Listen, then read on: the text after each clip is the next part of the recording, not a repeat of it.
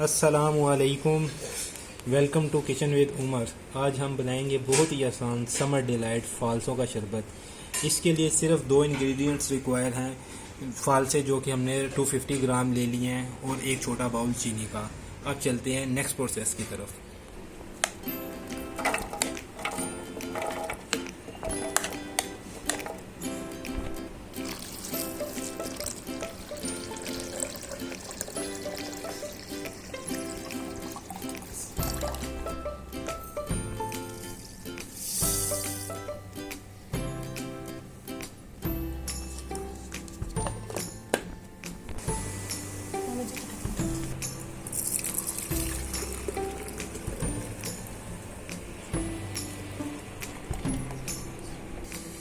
ये देखें, फालसों का शरबत बिल्कुल रेडी है। Do try it at home.